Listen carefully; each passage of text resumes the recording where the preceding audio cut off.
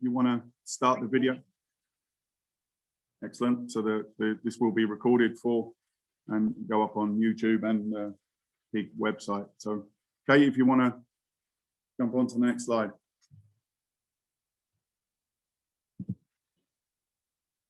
So, afternoon, everyone. I'd like to introduce myself. I'm Mick Fitzpatrick. I'm the president of Surerus Murphy and Murphy Group Canada. Joining you here today from not so sunny, but slightly cold Grand Prairie in Alberta.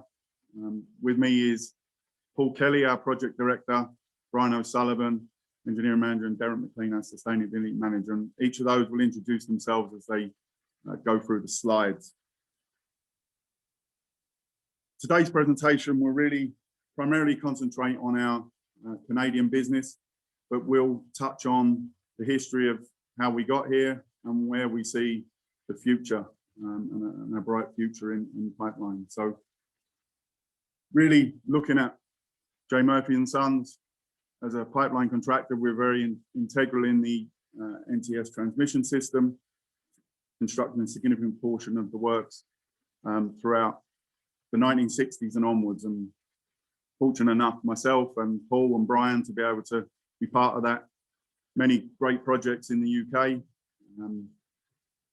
However, there was a significant slowdown in around 2009, and as a business, Murphy, we looked to the international market to deploy our skills that we had developed over those many years of delivering the NTS. So our first stop was Australia.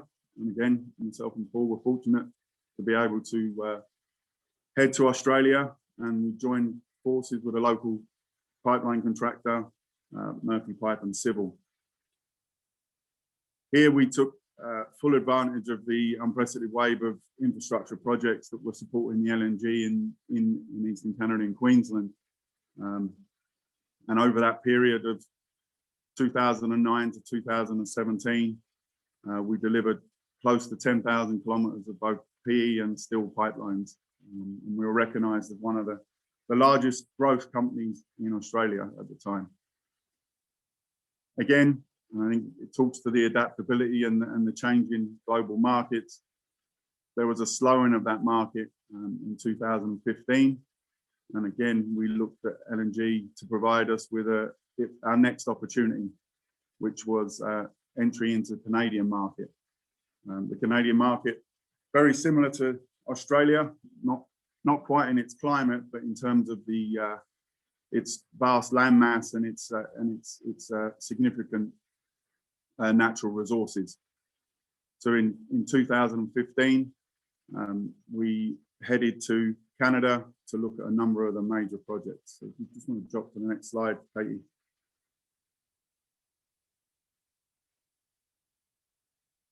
So our presence in Canada is through our joint venture. In 2015, we set up a joint venture with a local pipeline company, Surerus Pipeline, from Fort St. John in BC. They're a family-owned business with over 60 years of successful pipeline construction in Western Canada. We were really, our primary focus back in 2015 was the construction of a number of major projects, both LNG, the Coastal GasLink, and the Trans Mountain oil pipeline based in southern BC. Primarily the work was in BC. At that time, there was circa 17 LNG projects that were slated for commencement in the 2015 to 2017 period. Move to next.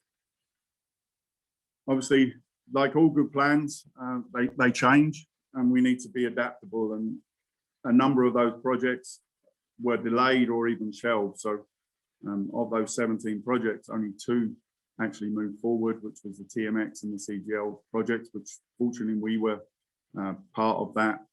However, due to regulatory delays, they were very much delayed until 2019.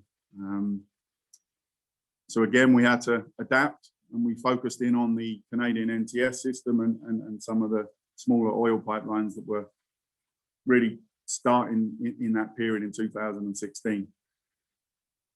So since 2016, we've delivered over 600 kilometers of welded steel pipelines from 12-inch up to 48-inch, both in urban areas of Calgary and very remote locations throughout Western Canada, and even as far as Saskatchewan. I mean, if we look at the size of our operation in Canada, really the footprint is just over 2.5 million kilometers squared, which is around 10 times the size of the UK. So a significant amount of a significant landmass and a significant amount of work across 3 provinces of British Columbia, Alberta, and Saskatchewan.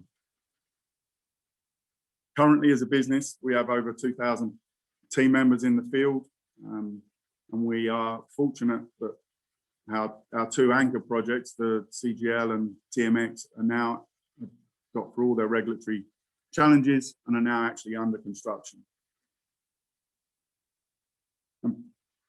Just to highlight some of the challenges that we encounter and have overcome here in Canada, I'm going to pass on to Paul Kelly, who's going to give an overview of the Coastal GasLink project, one of our key projects that we're currently undertaking here. So I'll pass across to you, Paul.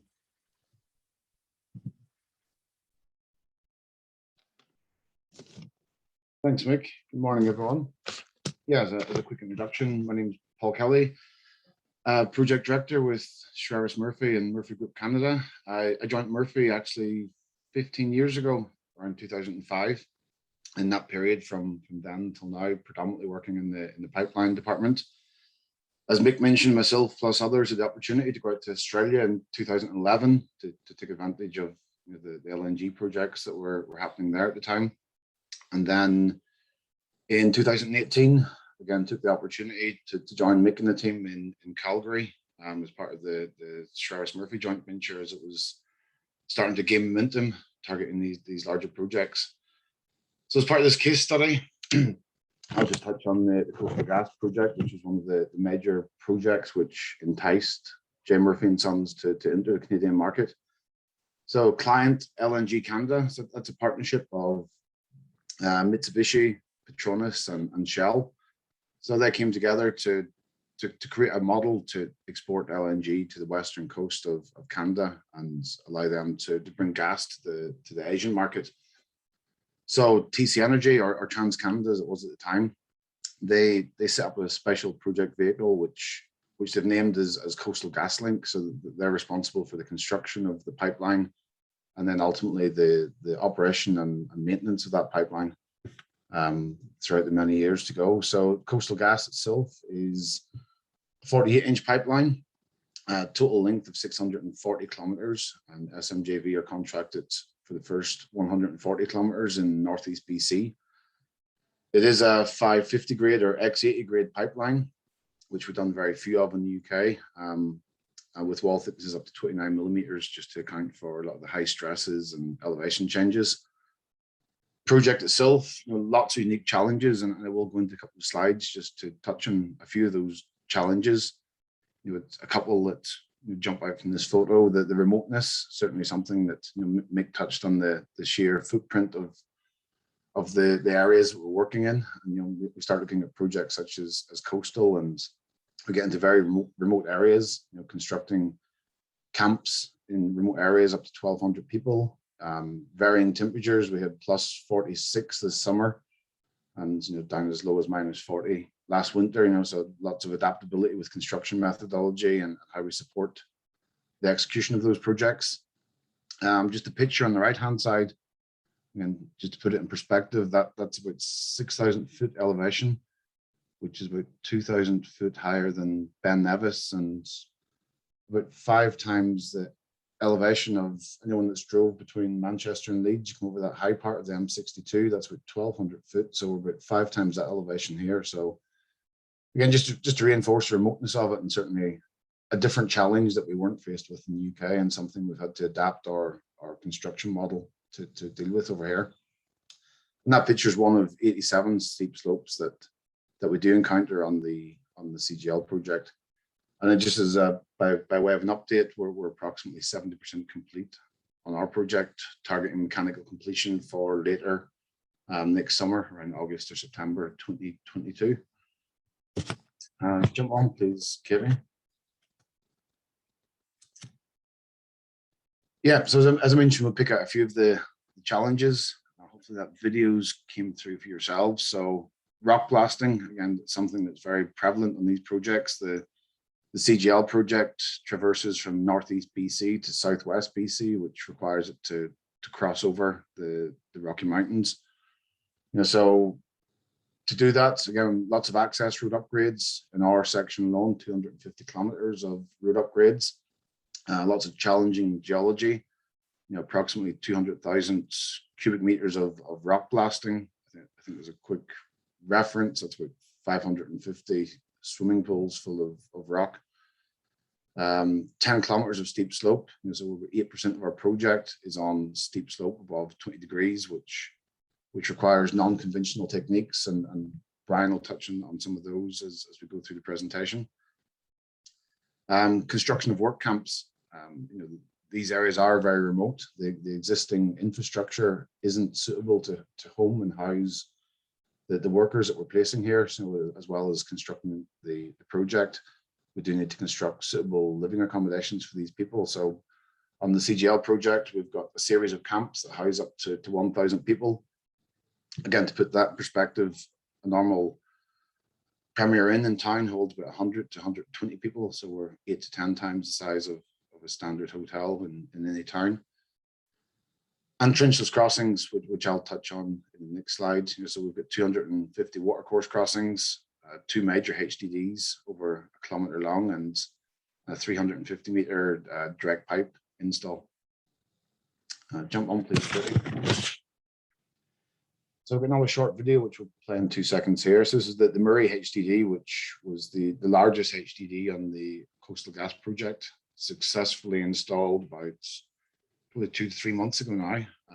The overall crossing took about 140 days to complete. So as it stands, that's one of the longest 48-inch diameter pipe installs with HDD in North America at 1,347 meters long.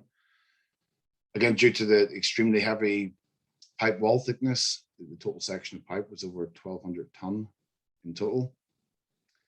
Lots of challenging geology in Canada. We do have the bedrock below, but lots of variable ground conditions on surface. So a lot of the HDD techniques, rather than crossing one side to the other, it's an intersect methodology with a drill rig either side. And in this one, we done the intersect at 100 meters below ground level. And again, to overcome the challenging ground conditions and ensure we didn't have any mud traveling to surface during the drill, the maximum depth under the River Murray was 140 meters. Additionally, to overcome the variable ground conditions at surface, we had to install casing down to 123 meters in length to support the install of the HDD. That was telescoped from 96-inch through 84-inch down to 72-inch at an angle of 21 degrees, which again was an industry record for that process.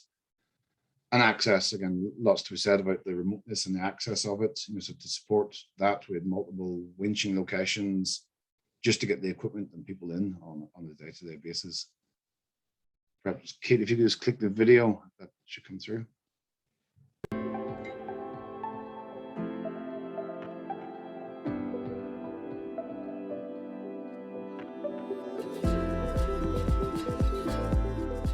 This is a major milestone. It's been a lot of hard work and time and effort put into this drill. So to see it come through, I'll definitely remember this till the end of my career. There's a lot of things that make this a huge crossing. It's almost 1.5 kilometers long. Some of the cranes here have 100,000 pounds on them, right? So we're dealing with a lot of weight. You have to react in real time.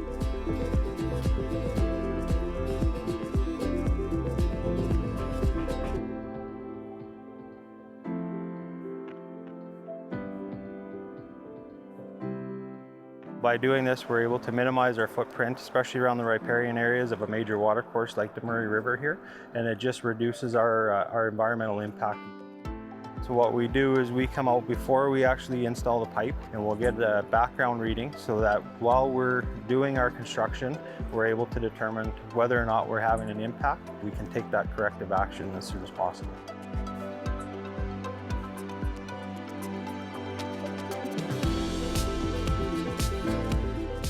The setup and everything we've done here, we had a lot of help to do it. The crossing company, the survey, the engineers that are in the office.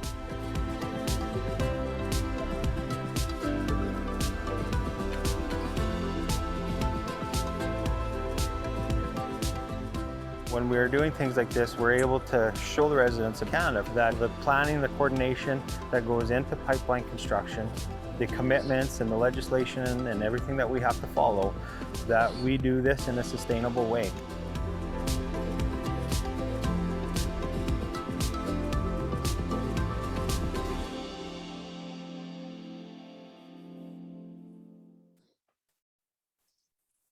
Thanks, Katie. I guess one key bit to point out is, as it stands currently, HDD is the primary method employed by the owners for the major install of trenchless crossings. We are working with TC Energy and others to start looking at the feasibility of using a pipe and tunnel method. This is something that's very prevalent in the UK that we've done in the past, in micro tunnels and inserting the pipe afterwards. The specifications as it stands at the minute don't quite lend themselves to that, but certainly something that's part of our drive for innovation and collaboration with the owners here to try and look at some of the very good things we've done on multiple projects in the UK and bring that to the Canadian market. So I guess watch that space with this one. So moving on to steep slopes, I'm going to pass you over to my colleague Brian O'Sullivan, our engineering manager. He heads up our steep slope team and very much engaged in the development of our steep slope safe work plans for CGL and other projects. You take over, please, Brian. Thank you, Paul. As discussed, my name is Brian O'Sullivan, engineering manager with Murphy. A bit about myself: I've been with the company now coming on 10 years. Started back in 2012 in London, UK. Worked throughout England, Scotland, Wales, and more recently over in Canada here since about 2016. The engineering profession in Canada is uniquely regulated in that all engineering work may only be performed by individuals holding the PEng license. That's professional engineer, which is quite similar to chartered engineer back in the UK. We are members of APEGA, that's the Association of Professional Engineers and Geoscientists, and also EGBC, that's the Engineers and Geosciences in British Columbia. They're the two main provinces that we're working in here in Western Canada. As you can see on the slide here, there's quite a lot of work goes into pre-planning, years of pre-planning, in fact, to categorize these slopes. These are some of the most steep slope terrain you get in the industry. So we categorize them red, which would be 20 to 30 degree slopes, and then 30 degrees plus would be your black slopes. On the project to CGL, we had over 87 slopes throughout the project. Each slope got an individual hazardous slope work plan. Including these plans are equipment used, a lot of work went into upgrading the anchor points on the machinery, and we even had to bring in some static winches to lower these booms and equipment down the slope safely. Also, what went into these plans was some pre and post grade risk assessments. In these risk assessments, we would also do up some profile drawings showing the pre and post grade slopes, so we can see what the different hazards that come across in each method. A lot of calculations had to be done in the background also for winching. Again, that would have to be signed off by a professional engineer and reviewed prior to us heading out in these slopes. Access, again, was another big issue with these slopes. With pre-planning, we had to use a lot of technology, UAV technology, even bring in helicopters to get up to some of these extreme heights. A lot of LiDAR information was used for desktop studies, to get these slopes and categorize them accordingly. If you can move on to the next slide there, please, Caddy. Or why? Load charts we discovered can be misleading. They're basically based off optimal level conditions. So what we wanted to do was develop our own load charts that replicate the slopes and the conditions that we're actually working in. So that involves looking at coefficients of friction, which are quite different from working in the summertime to the wintertime in Canada. So that would affect the gradability of the machinery working on the slopes, which we would have to build into our schedule. We also, this information we were able to use in our boom school competency program. We can sit down with the operators, show them what the capabilities of the equipment is, show them the work that went into the anchor points, show them that they're safe and they're rated for the correct loads. If you could jump to the next slide there, please, Caddy. The background to the load testing, we had to follow both the American and the UK standards. So we had the ISO 8813, the international standard for lift capacity of pipe layers, and ASME B3014, that's the American version for side boom tractors. We actually set up our own 70-ton concrete anchor in one of our yards here in Grand Prairie and carried out some critical lift tests to see what the booms could lift at different slope angles, ranging from 0 right up to 45 degrees. And from these results, we were able to see how the charts and the loads were derated when working on slopes. And if we go to the next slide, I can show you some analysis that we got from these recordings. So basically, this is a CAT 594 side boom reversing up a slope. You can see at a 1.5 meter overhang, at a 0 degree slope, you're lifting 75,000 kgs, which at level, it's the same as the chart from the manufacturer. But then as you work your way down to a 20 degree slope, you have a 33% reduction. You're down to 50,000 kgs. And then as you get more extreme up to your 35 degree slopes, you have a 50% reduction. So this is the key information that we had to develop in our plans to ensure the work was done safely. We also got some excellent feedback on the dynamics of the side booms and how they react at each of these slope angles. We found there was tipping and turning moments. As you can see where the load line is hanging vertical, once that gets past the front idler, it tends to move the boom or rotate the boom. So all this information had to be built into the work plan, so we didn't get to the stage where the safety of the team would be compromised. What else is there? I think that's it for slopes, unless there's any questions.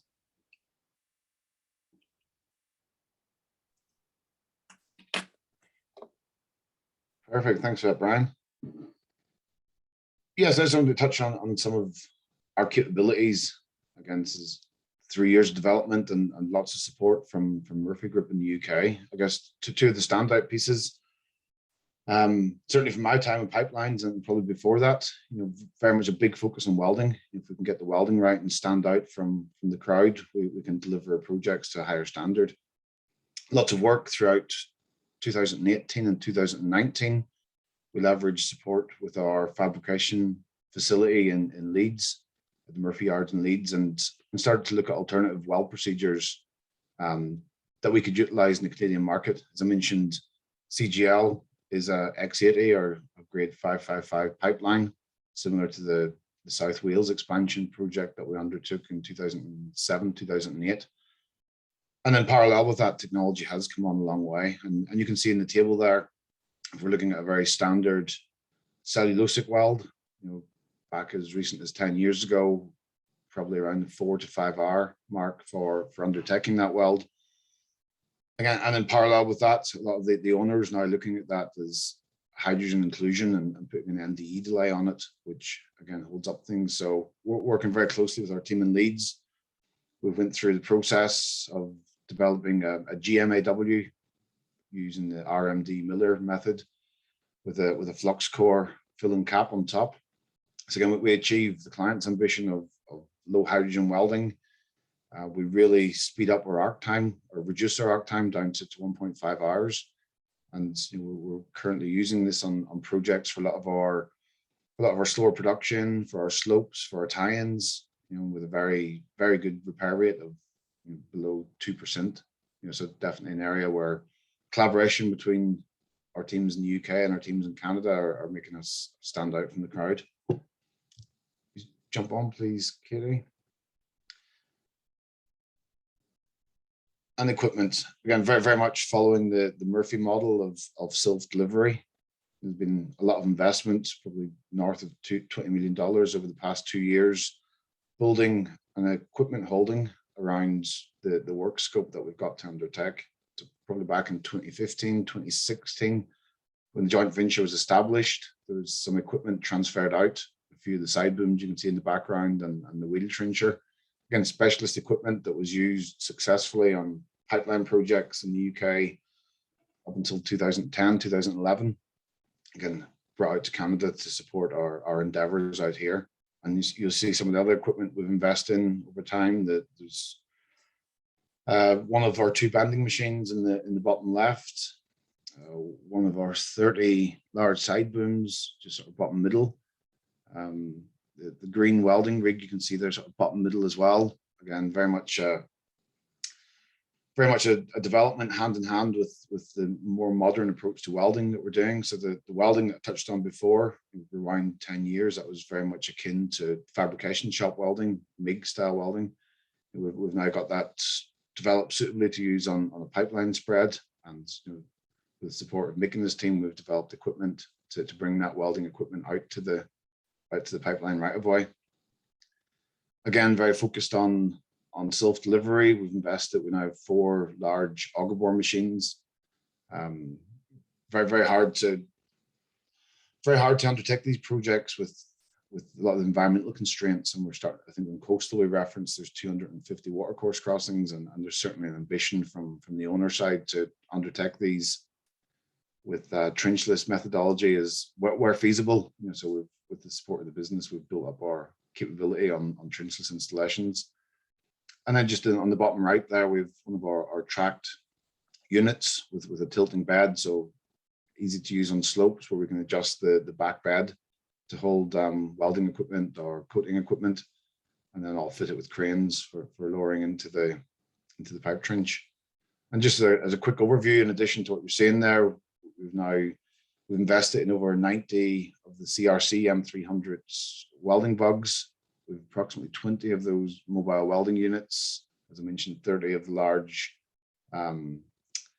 side booms. And then specifically for these mountainous and rocky jobs, we've invested in 7 pipeline screeners, 5 rock crushers. We do the bending machines with 2 100-ton static winches to support Brian and his team's endeavors on the slopes for those auger bore machines, and a significant investment in dozers and excavators, as one would expect for that type of work. Jump on, please, Kitty. I know Derek's going to go into a few slides just about the future of pipelines and how what we do can support the energy transition. We started to look ourselves, what innovation have we done in the past 10 years?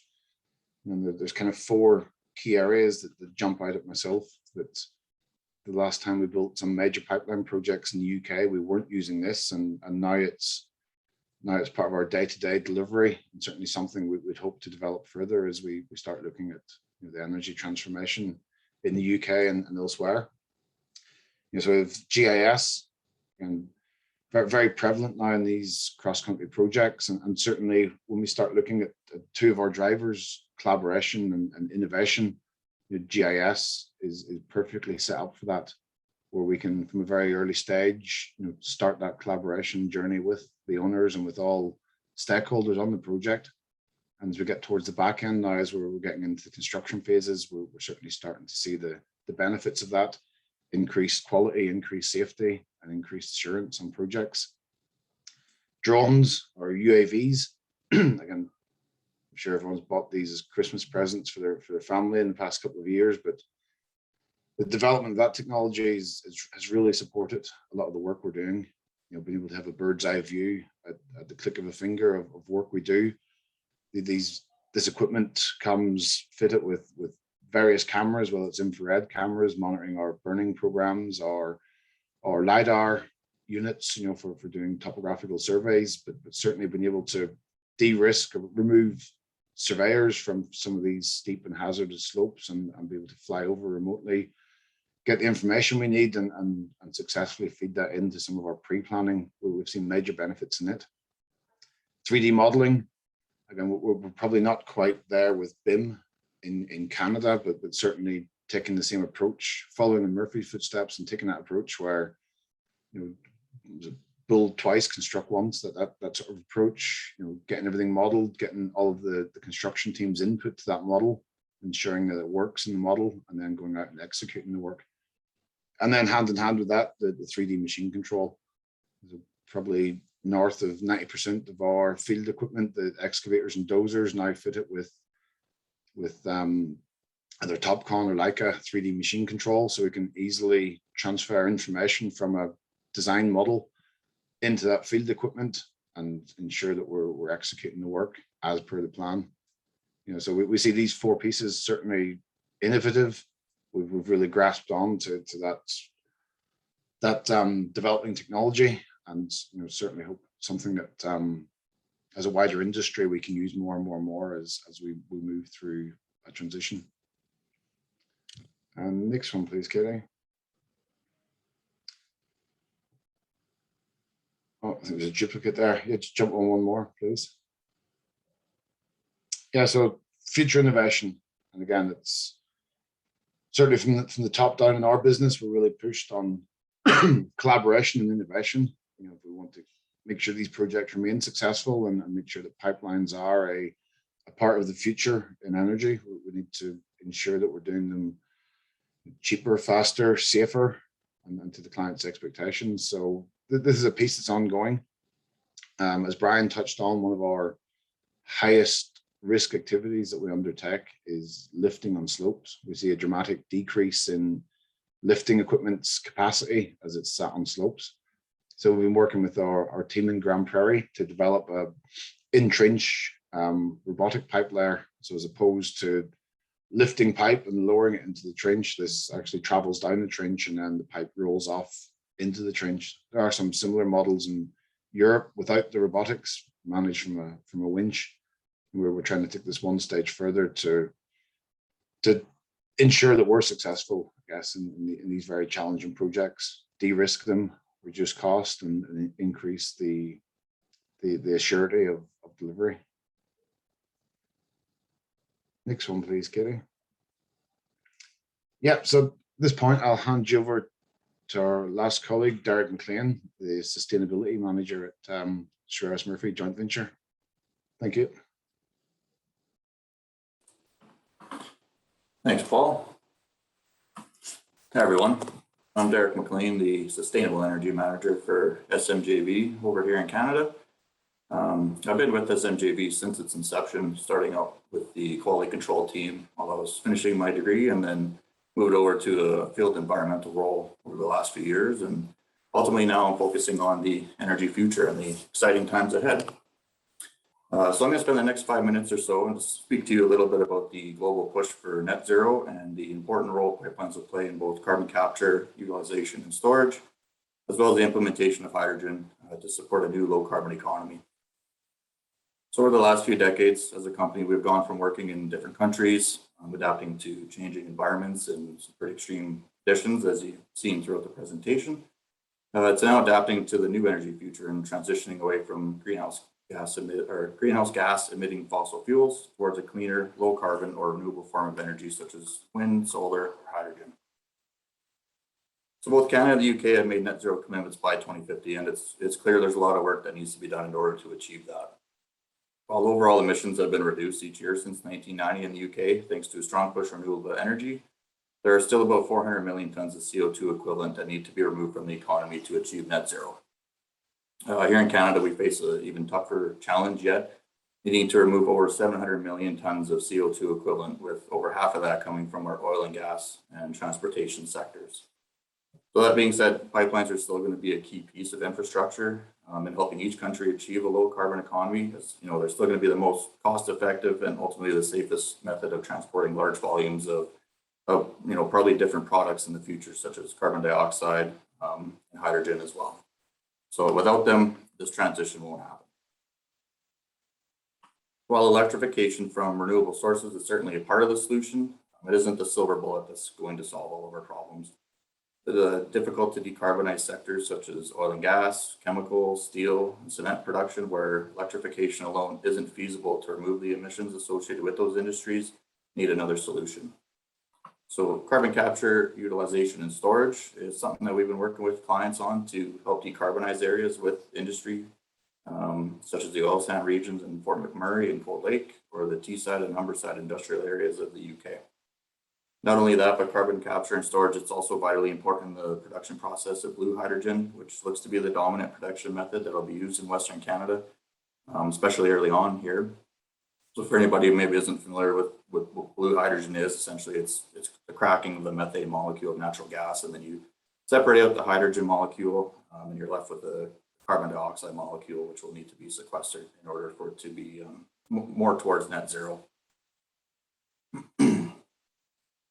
So we see pipelines as a key piece of infrastructure that are going to help make these CCS projects economically viable and transporting these large amounts of carbon dioxide from gathering locations near industrial producers and bringing it to depleted oil and gas fields or salt caverns for storage. The CCUS field is something we have keen interest in, and we can deliver on all the capture, pipeline, and sequestration aspects, ranging from early engagement and buildability studies to the front-end engineering and design, and ending with the construction and implementation of a project. Next slide, Katie. So hydrogen is the other piece of the story, and it offers some really favorable characteristics when it comes to net zero, and it's something that we've definitely taken a keen interest in as well.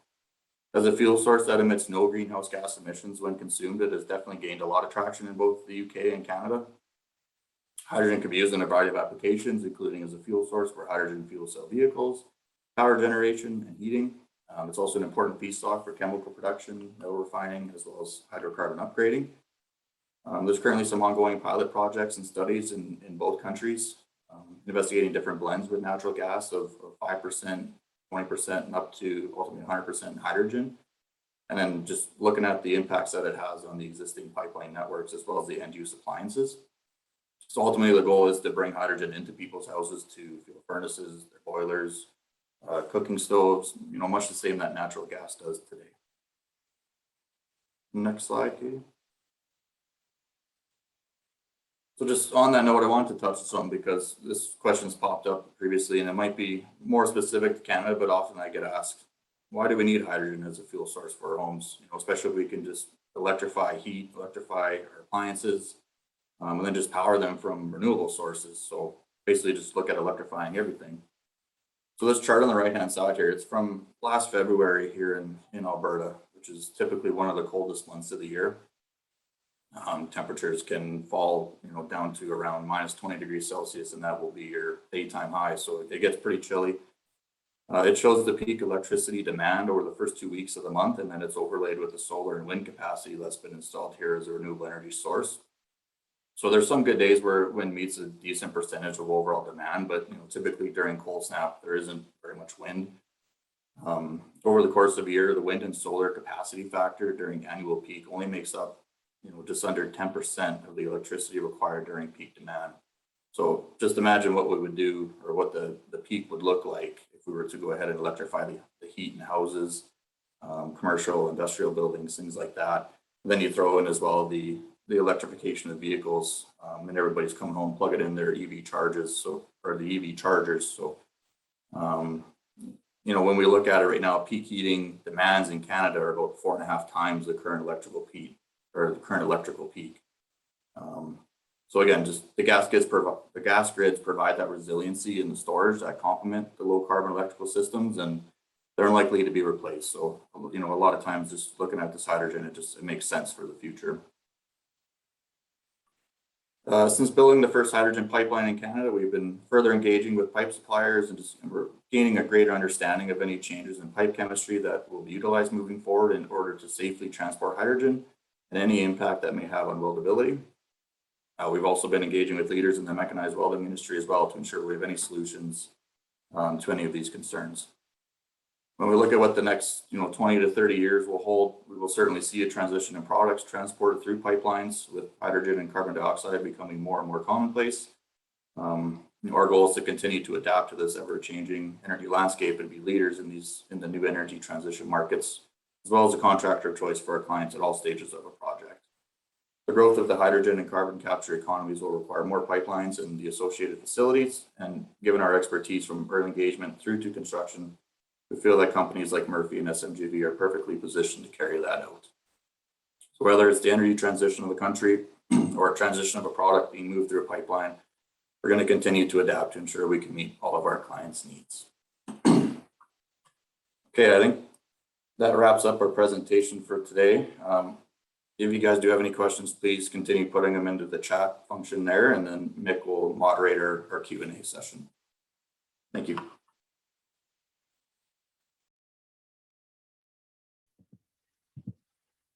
Excellent. Thanks very much, Derek.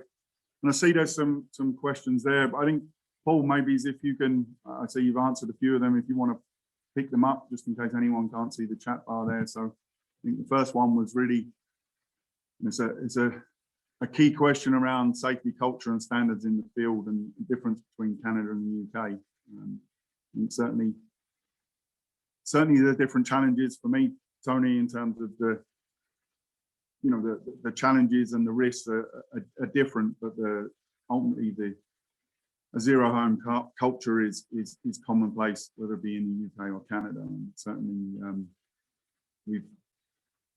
we always push to transition some of the great work that was delivered in the UK and Australia. I mean, we saw some really great results with our cultural development program in the UK and Australia, and we transitioned that to Canada, and we certainly see a number of other organisations such as Alcumi who safety culture and work with Network Rail. They're actually now set up here in Canada. So certainly there's the goals are very similar. The challenges are slightly different. We talk around the things that can kill you, and certainly there's different in the UK than there are in Canada as there are in Australia. But the goal is the same. The next one around the pipe procurement. Again, I think Paul picked that one up, but really we are very much in Canada. The model has been really design and procurement by the owner companies. So they engage with either a major engineering company or some of the smaller projects they would do in-house, but generally they procure all pipe and complete the design.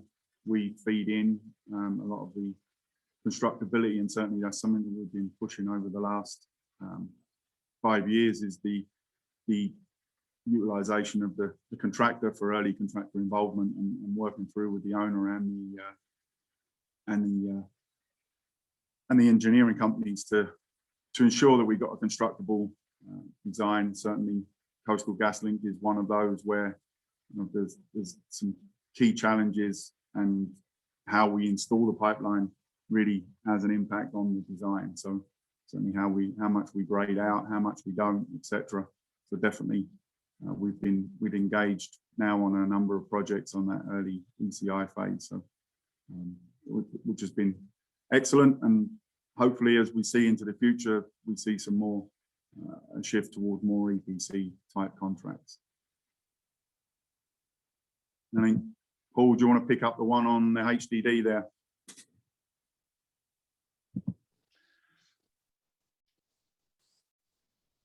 Yeah, will do. Actually, make a send you a response. I think Mike Armstrong's actually on the call. I should have mentioned him. So as well as using our team in Leeds for a lot of the well procedure development, we've obviously got trenchless engineering capacity in the Stone Cross office with Mike Armstrong and some of his team, and we actually have one of his field engineers, Steve Byrne, out with us at the minute, supporting HDMI project actually, which we installed 3 days ago, and they're currently overseeing the final HDD on the Coastal Gas project as we speak. So hopefully some good news on that in a few hours. But yeah, just really on your question, make lots of emphasis here on frac out. The way they categorize drilling fluid, i.e. the bentonite, would be the same categorization as downhole drilling fluid for gas exploration. So when drilling fluid for HDDs comes to surface, it is a major environmental issue. So as well as the whole stability during the design, that they're very much looking at frac out, and a part of the casing design would be focused on the annular pressure charts. So certainly something that I wouldn't have done much of in the UK. The frac out to surface was accepted a lot more, but here they mitigate that and mitigate any potential hole collapse with installing large diameter steel pipe either side. Even with the steering technology we have at the minute, it would still be very risky to try and steer the pilot into a surface casing a kilometer and a half away, because there's always some marginal error through the steering technology. So they'll set it up with two separate HDD rigs. They'll identify an area that's not on a curve, so it's on a straight section, whether it's flat straight or rising straight on a tangent, somewhere with suitable geology where the steering would be good, and both HDD rigs would come in from either side and try and meet at that area. The actual intersect itself can take up to 100 meters sometimes, where they aren't exactly head on head, but they're passing by each other. So they'll create that intersect and then reverse one of the rigs out whilst the other travels forward up the casing, and then complete the drill string. So they've got a solid pipe stem from one side to the other. Plus, when we start looking at the reaming strategy for some of these harder rock crossings, being able to apply tension from both sides of the drill string allows them to speed up the reaming process. So we have the power side with the main rig pulling the reamer towards it, and then on the back side of that, they'd have a second rig, applying torque and pushing as well. So it's a very common methodology here. It's something that's we've done 15 or 20 successful crossings with. But hopefully that answers your question in terms of why they do the intersect as opposed to single shot.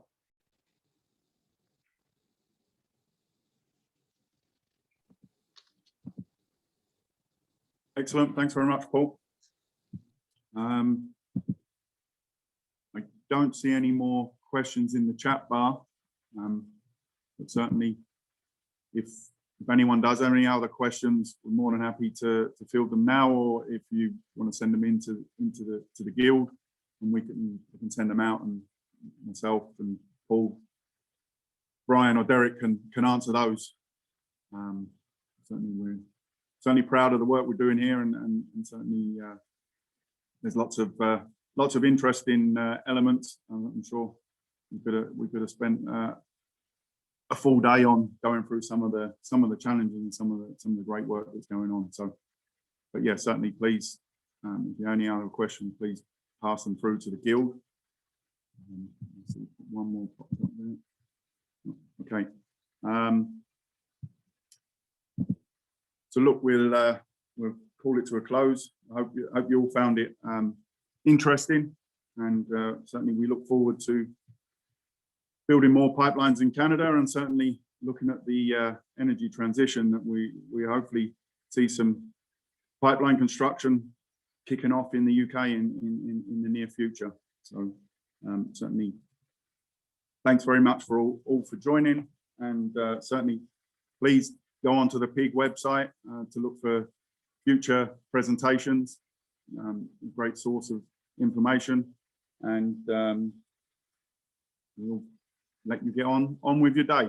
So thanks very much, everyone.